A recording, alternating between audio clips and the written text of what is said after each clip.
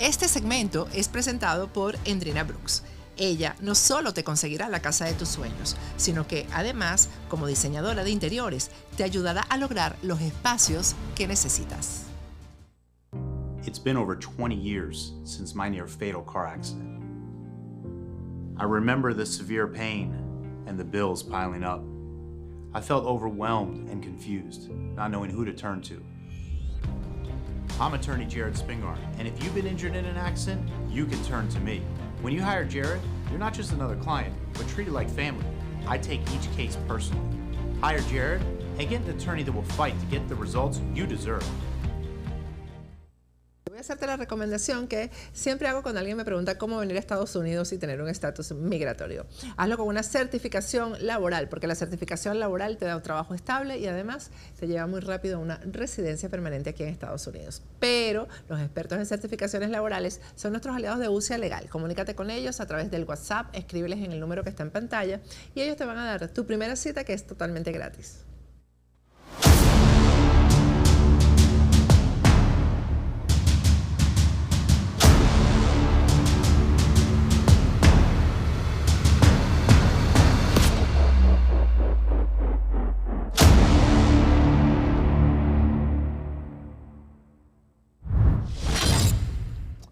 Feliz día para todos, nuevamente con ustedes y como siempre empezamos los programas, las bendiciones del Padre Celestial para todos y cada uno y que la fuerza los acompañe. Hoy tenemos un programa especial y un invitado permanente de este programa como es el doctor Alfonso Rodríguez. Él es de la Asociación Colombiana de Infectología y además también de la Sociedad Latinoamericana de Medicina del Viajero.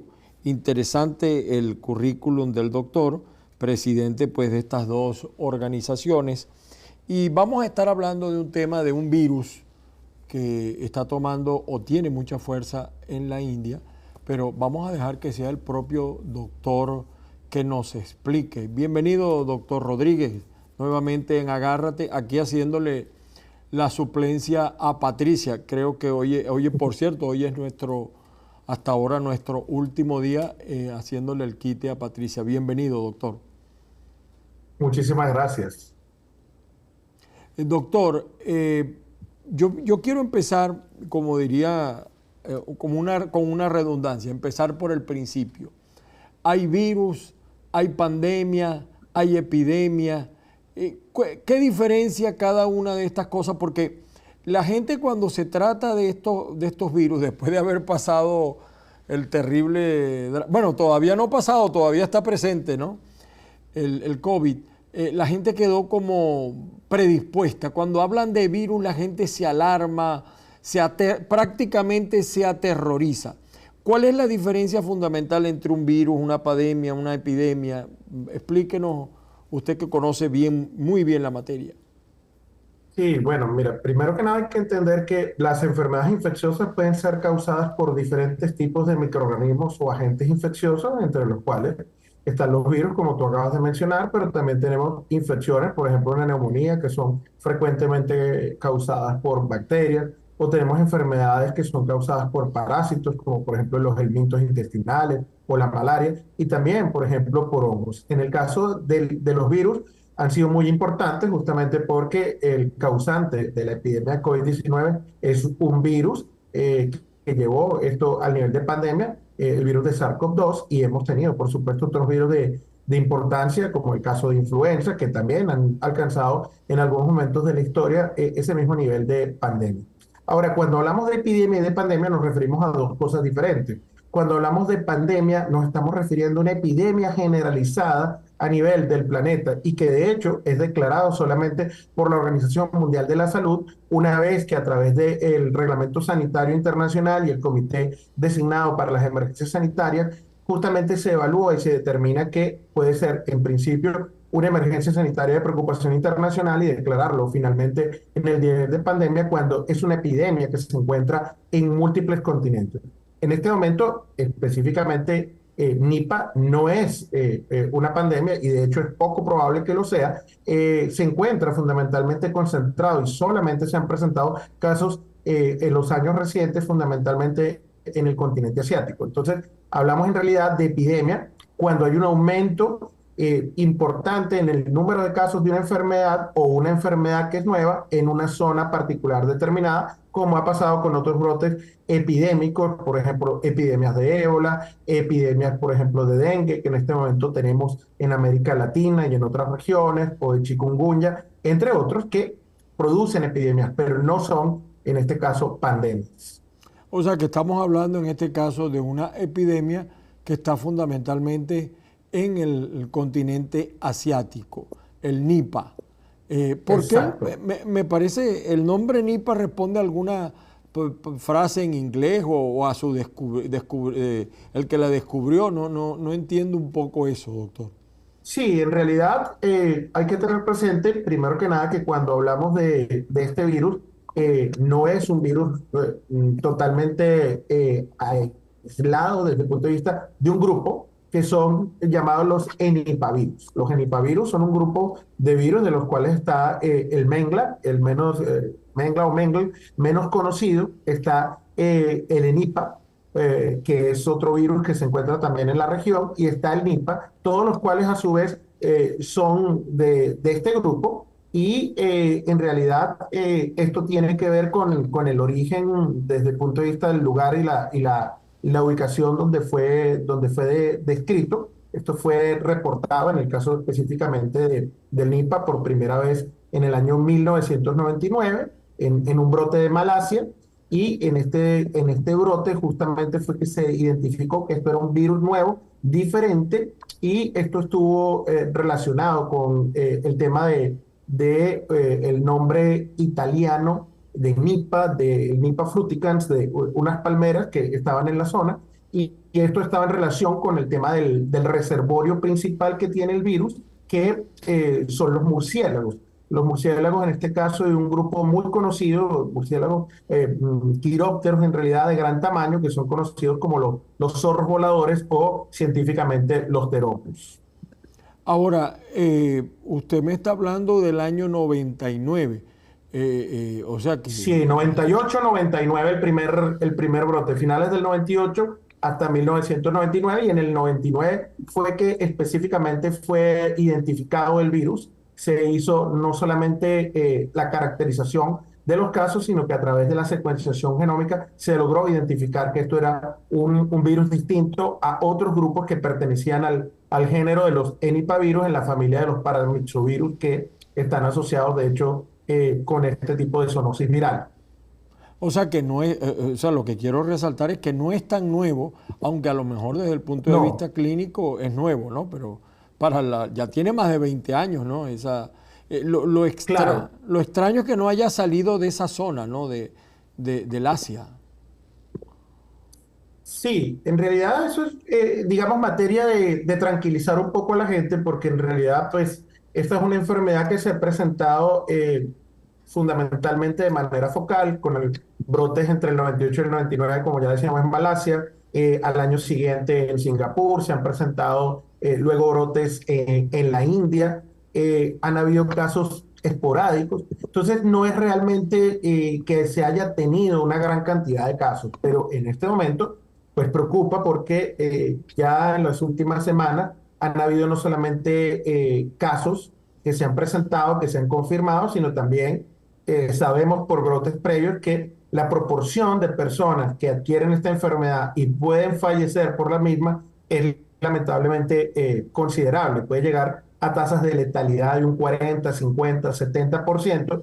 Y de los 6 casos que ya se confirmaron este año, ya hay 2 pacientes que fallecieron, que pues viéndolo en los términos de la proporción, pues estamos hablando de un tercio de los casos, en un contexto en el cual, por ejemplo, en la India, en la zona de Kerala, se están investigando más de 1000 posibles casos, de los que se considera que casi 300 de ellos están en un alto riesgo de hecho de tener la enfermedad por el tema desde el punto de vista de la evaluación del riesgo epidemiológico. ¿Cuáles son los síntomas en específico del Nipah? Los síntomas más frecuentes, porque también puede haber unos síntomas fuera de lo común, pero que también llevan al Nipah. Sí.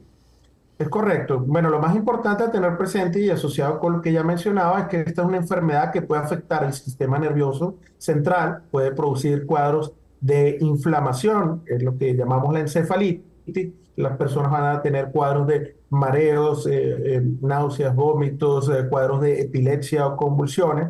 Y en los casos graves pueden progresar incluso al coma, en algunas ocasiones, incluso de manera muy rápida, en periodos incluso de 24 o 48 horas. Aparte de esto, las personas van a tener otros síntomas que pueden ser de hecho comunes a muchísimas enfermedades infecciosas y de hecho especialmente virales, como la fiebre, la cefalea, también puede haber compromiso respiratorio. Y es una enfermedad que tiene un periodo de incubación de 4 a 20 días aproximadamente. En aquellos casos que terminan complicándose, pueden también tener otras circunstancias como infecciones generalizadas, cuadros de septicemia, sangrados a nivel gastrointestinal e incluso compromiso renal, entre otras cosas que se han descrito. O sea, de allí lo que usted decía, la letalidad. Parece que hay Sí. es como muy rápido, después que usted tiene el virus, la consecuencia como que es muy rápida para que se produzca la letalidad. Claro, hay que tener varias cosas presentes. Una de ellas es que hasta el momento no tenemos realmente un medicamento que haya sido demostrado que sea efectivo para el manejo de esta enfermedad. Se han probado algunos medicamentos, como el caso de la ribavirina, pero no está demostrado en realidad con buen nivel de evidencia que esto pueda realmente reducir la progresión de los casos. Y esto, aunado al hecho de que esta es una enfermedad para la cual aún no existe otros mecanismos de prevención, como por ejemplo el caso de las vacunas, hacen que esto sea una enfermedad realmente de preocupación. Adicionalmente, no es una enfermedad que se haya investigado suficiente, también por la propia naturaleza de los brotes que se han dado, que son pequeños, y de hecho, en la reunión que tuvimos en el año 2018 en Ginebra, en la cual participé en el Comité de Expertos de Enfermedades Emergentes, el Blueprint Priorities para Investigación y Desarrollo, justamente el Nipah y otros enipavirus fueron incluidos en la lista de enfermedades en las cuales hay que incrementar justamente su conocimiento y, por supuesto, el desarrollo de investigaciones para poder lograr tener medidas de control que en este momento, pues, muchas de ellas son infortunadamente carentes. Además de esas condiciones, doctor, ¿qué tanto puede influir las condiciones ambientales? A pesar de que la China es uno de los países con mayor progreso económico, también sabemos que es un país superpoblado con altos niveles de miseria. Y usted hablaba de que, vamos a decir, el vector principal de esta enfermedad son los murciélagos. ¿Son exclusivamente los murciélagos o pudiera haber otros vectores? No, ¿Y qué tanto influyen las no. condiciones del ambiente? Sí, bueno, primero, empezando por lo último, hay que aclarar que, pues, como decía, el reservorio principal en la naturaleza son los zorros voladores o Pteropus, pero también otros animales se pueden exponer, diferentes mamíferos y especialmente los cerdos. En el primer brote justamente del año 1998-99, el cual tuvo de hecho más de 100 muertes asociadas con más de 250 casos que fueron hospitalizados, se tuvo justamente una situación muy importante desde el punto de vista de lo que fue estos animales en el papel, de lo que tiene que ver con la transmisión, fundamentalmente por contacto directo con ellos, y sobre todo las personas que por cuestiones de trabajo estaban obviamente en contacto con cerdos en Malasia, en contacto con sus fluidos corporales, saliva, etcétera. Y pues por supuesto además mencionar que incluso los animales, como el caso de ellos, de estos cerdos, podían sufrir de patología respiratoria, ¿no? Entonces el asunto es que en este brote del año 98, que coincidió con un momento climático importante a nivel mundial, en asociación con el tema del fenómeno del Niño, el cambio climático, uno de los factores que se identificó asociados justamente a esto que nosotros llamamos los saltos de especie, la posibilidad de que un virus pueda pasar de una especie a otra de animal y además el riesgo que pueda conllevar, como de hecho sucedió al ser humano, estuvo probablemente asociado con el tema justamente del cambio climático, las condiciones propicias desde el punto de vista de lo que tiene que ver con el contacto, especialmente por desplazamiento de los reservorios animales y un contacto estrecho entre los quirópteros, los terópus y estos cerdos que llevó justamente ese paso del virus de una especie a otra y el ser humano en contacto con estos animales, pues lamentablemente pues, se dio al estar en contacto estrecho con ellos este brote del año 98 en Malasia, que tuvo pues todas estas implicaciones desde el punto de vista de no solamente el impacto en la salud humana, sino también el impacto a nivel animal, donde pues por el tema justamente de la exposición, incluso pues muchos cerdos fueron sacrificados en Malasia durante estas circunstancias, pues por el impacto que tenía en la enfermedad y llevando además las consecuencias desde el punto de vista económico, ¿no? Yo me imagino, doctor, que el cochino, fundamentalmente me imagino que se convierte en vector cuando el murciélago, sobre todo en las cochineras, no sé cuál es el término exacto, caseras, porque me imagino que el cochino que es, ¿cómo decir?, producido empresarialmente, ya ahí es menos probabilidad porque no tiene entrada el vector que es el murciélago, que de repente sabemos que el cochino es famoso porque el cochino se come todo y entonces me imagino que ese murciélago a lo mejor deposita el excremento en parte de la zona donde está ese cochino y me imagino que en la India con esa población debe haber muchas crías de cerdos caseros, ¿no? Correcto, mira, una cosa que es muy importante porque, pues, como lo hemos conversado, de hecho, con Patricia también en ocasiones previas, hay que tener mucho cuidado con la desinformación. Y actualmente ya hay gente que irresponsablemente habla de que hay que dejar de comer carne de cerdo, A eso que me toda la refería. carne de cerdo, Ajá. cerdo tiene riesgo. Entonces, eso obviamente no es cierto. Hay que tener presente que, en efecto, solamente en esas zonas donde hay los brotes es que puede haber algún riesgo siempre que, obviamente, esos cerdos puedan tener contacto con estos murciélagos que son frutícolas o frugíferos y de hecho, por lo cual, justamente en estos países, una de las medidas de prevención que se está aplicando es mantenerlos alejados justamente de ellos, obviamente no tomar alimentos que no estén debidamente cocidos, que no estén, por ejemplo, jugos de fruta debidamente pasteurizados, etcétera, en estas zonas donde de hecho el murciélago puede también contaminar, por ejemplo, frutas y otros alimentos en esa zona y de hecho el cerdo podría no tener obviamente ninguna relación con esto.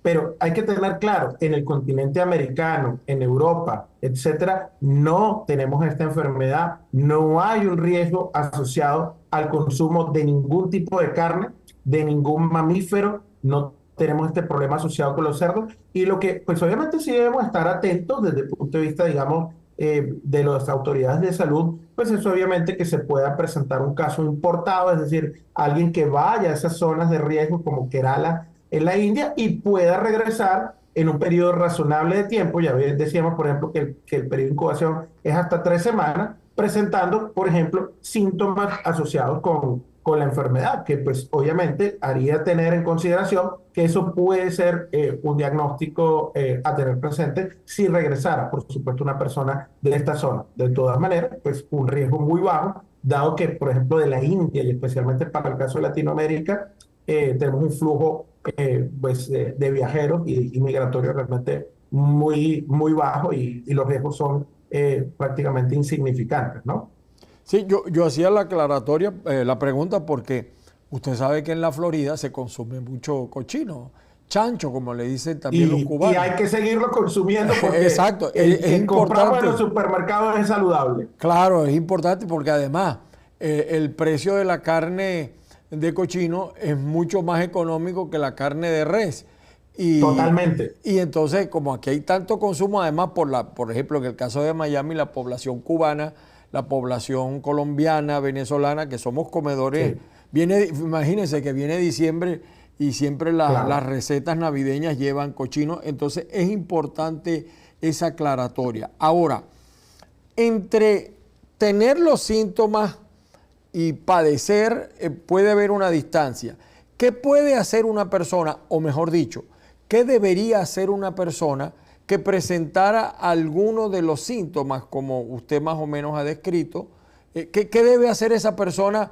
Porque si, como usted dice, el desenlace es muy corto por la letalidad, ¿qué debería hacer? Lo primero que debería hacer una persona que sospeche, aunque sí hay muchos hipocondríacos, que sospeche que tiene este virus, que va llegando de la India, por ejemplo, y tiene Claro. ese virus.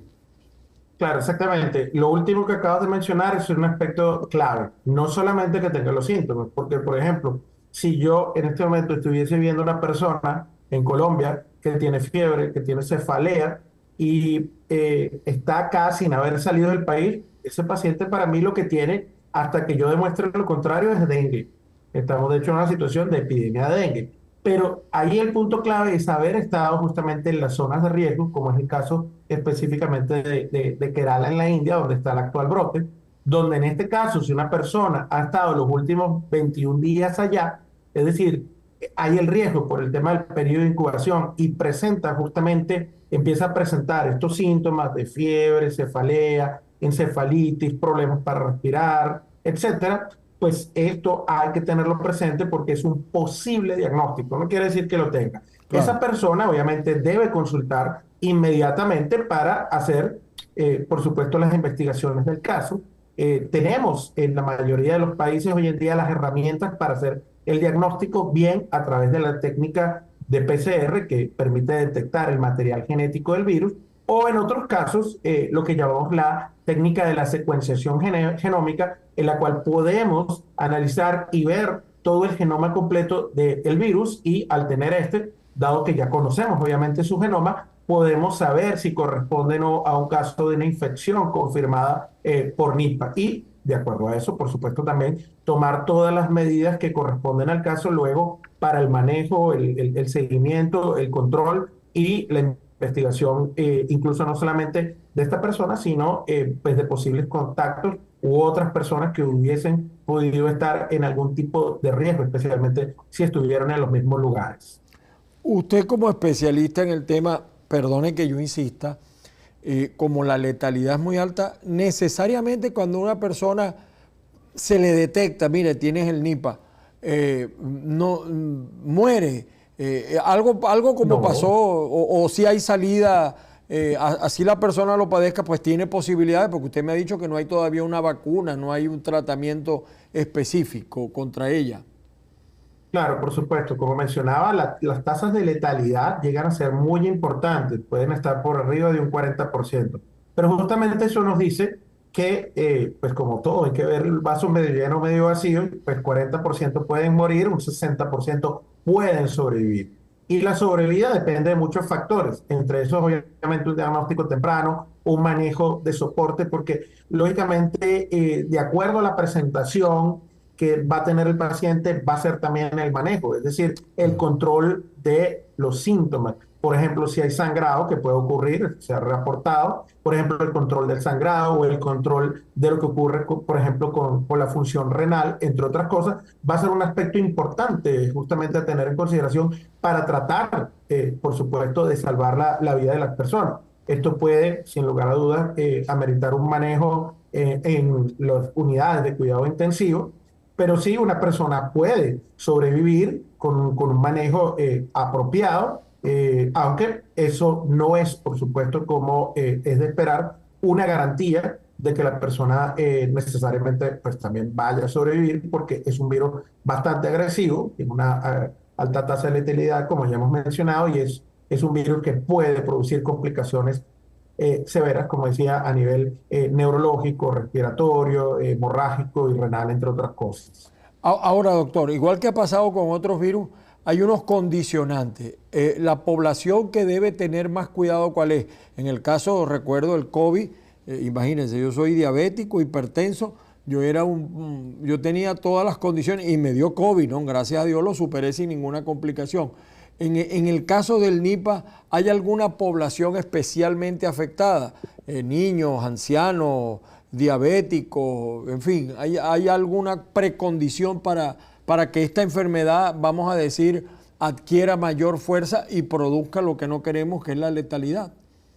Bueno, en realidad lo que ha ocurrido con los casos que se han conocido es que ha afectado en general todo tipo de población, ¿no? Tanto población pediátrica, han habido casos en niños en los brotes previos, como actualmente, por ejemplo, los casos que han fallecido son personas adultas de 39 y 47 años respectivamente, pero en general con el tema de los factores de riesgo no solamente para el caso del COVID, sabemos que muchas enfermedades de tipo viral, como se incluiría algunas de estas zoonosis, el tener enfermedades de base no es realmente de buen pronóstico, puede ser un factor de riesgo y puede contribuir o puede ayudar justamente a las complicaciones, considerando por supuesto el tema de la diabetes, la obesidad, la hipertensión arterial, entre otras comorbilidades o enfermedades de base que las personas pueden tener. Sin embargo, un aspecto importante a tener presente es que realmente no han habido suficientes estudios de caracterización que nos permitan llegar a precisar cuáles son los factores de riesgo más importantes para que estos pacientes que tengan infección por nipah puedan terminar con complicaciones o incluso desarrollando formas graves. Y por supuesto es un tema que en estos brotes se está empezando a investigar y a evaluar. Fíjese, doctor, ya para finalizar nuestra interesante la manera en que usted además lo plantea esta enfermedad. Usted como presidente de la Sociedad Colombiana de Infectología, me llamó la atención esto, ¿no? Sociedad Latinoamericana de Medicina del Viajero.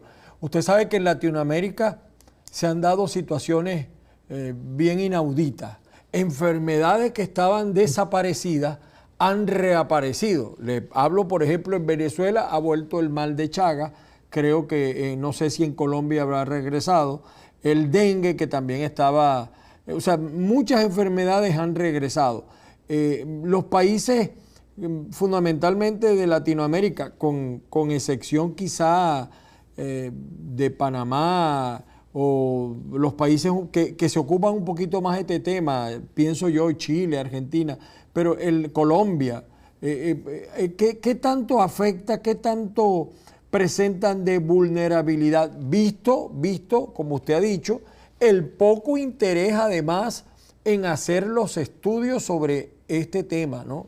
Quiera Dios que eso cambie. ¿Qué tanta vulnerabilidad tiene la sociedad latinoamericana? Y sobre todo que con esto de las migraciones hay bastantes viajeros. Bueno, esto es un tema complejo, es multifactorial y hay que tener presente que en los actuales momentos en América Latina tenemos situaciones bastante particulares, incluyendo por supuesto el tema Venezuela, la crisis social, política, económica que viene afectando el país, ha desencadenado por supuesto no solamente una crisis sanitaria al interior con respecto a un impacto de reemergencia de múltiples enfermedades, como se mencionaba, el caso no solamente de la enfermedad de Chagas, etcétera, sino lo que ocurre actualmente, por ejemplo, con malaria, con arbovirosis, sí, con la fiebre amarilla, entre otras cosas. Y esto lleva, con el tema de la migración, estas enfermedades también fuera del país. Y ha habido una dispersión muy importante, la crisis que en este momento hay justamente entre la frontera de Colombia y Panamá por el Darién. Entonces, han habido múltiples factores sociales, esto todo entra dentro de ese paraguas de lo social, pero también desde el punto de vista ambiental, que han permitido la emergencia y la reemergencia de muchas enfermedades en América Latina. Estamos en este momento en epidemia de dengue, en algunos países de la región estamos con epidemia de chikungunya, pero además, lamentablemente, y sumado al tema del COVID-19, tuvimos un impacto muy importante en la caída de las coberturas de vacunación para muchas enfermedades, como sarampión, como tosferina, rubiola, que se cayó en las tasas de cobertura, es decir, no se vacunó lo suficiente, especialmente durante la pandemia, y eso es una situación de riesgo que puede volver a traernos estas enfermedades de vuelta en muchos países, como ya de hecho pasó, por ejemplo, con sarampión durante los años 2016-17, que desde Venezuela se dispersó justamente a zonas de la región de la América Latina, donde pues había bajas coberturas y se presentó especialmente el caso del norte de Brasil. de manera tal de que muchos son los factores y en este momento hay que volver a incrementar la vigilancia en los diferentes países, la educación, la prevención, los temas de vacunación. Debemos llevar un mensaje muy importante, ahí los medios de comunicación cumplen un papel muy relevante desde el punto de vista de informar apropiadamente el valor justamente de las vacunas para especialmente la población infantil, pero también para la población general, para muchas enfermedades para las cuales hoy en día tenemos estos mecanismos de prevención, de hecho incluyendo vacunas nuevas, como bien ahora el caso de la vacuna de dengue o el virus sincitial respiratorio, entre otros, que pues son problemas de salud importantes en la región. Sí, sobre todo, doctor, pues que es difícil que llegue a Latinoamérica, pero no es imposible. Pero no es imposible y allí pues radica el peligro de incrementar además todas esas medidas que usted dice. Muchísimas gracias, doctor Alfonso Rodríguez, por haber estado con nosotros. Gusto. Disfruté mucho su conversación y a todo nuestro público que pues, investigue sobre este tema, se eduque, como dice el doctor, se eduque para evitar algunos comportamientos que no son realmente lo que está pasando, de acuerdo a lo que dijo el doctor Alfonso Rodríguez, con quien hoy conversamos, presidente de la Asociación Colombiana de Infectología y presidente también de la Sociedad Latinoamericana de Medicina del Viajero.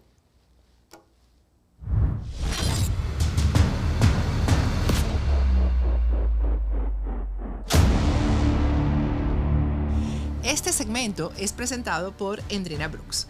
Ella no solo te conseguirá la casa de tus sueños, sino que además, como diseñadora de interiores, te ayudará a lograr los espacios que necesitas.